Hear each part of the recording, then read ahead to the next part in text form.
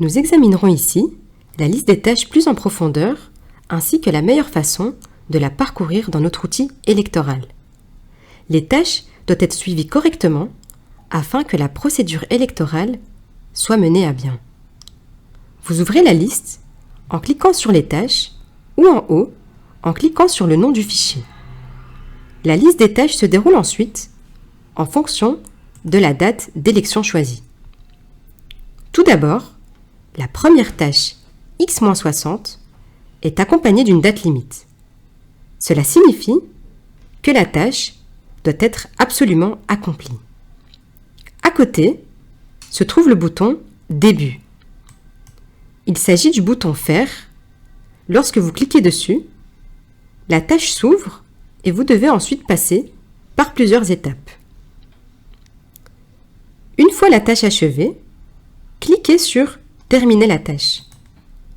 La tâche apparaît alors en vert avec une coche devant. Si vous souhaitez masquer la tâche, cliquez sur la croix située à côté de cette dernière.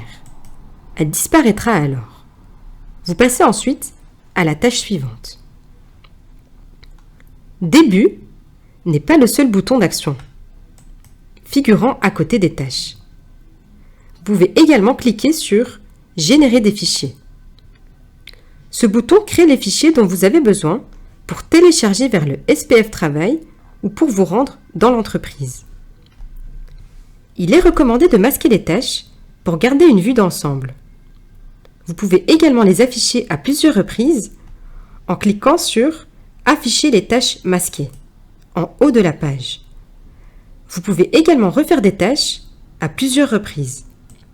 Cependant, celles-ci seront toujours en vert et ne pourront jamais être complètement supprimées. Vous pouvez également utiliser le calendrier situé en haut de la page pour indiquer les différentes étapes de la procédure à suivre afin de réaliser les tâches à cette date précise. Sur le côté droit, vous avez toujours la possibilité de travailler avec des notes rapides. Vous pouvez y laisser des messages pour vous-même ou pour vos collègues qui travaillent également dans le dossier. Par exemple, si vous devez modifier quelque chose dans une tâche spécifique que vous ne devez absolument pas oublier, vous pouvez le mentionner ici. La dernière chose très importante est d'éviter autant que possible de travailler avec la colonne de gauche. L'utilisation de cette colonne peut entraîner une confusion dans les tâches effectuées précédemment. C'est pourquoi elle ne doit être utilisée que lorsqu'elle est explicitement mentionnée dans le guide que nous vous fournissons.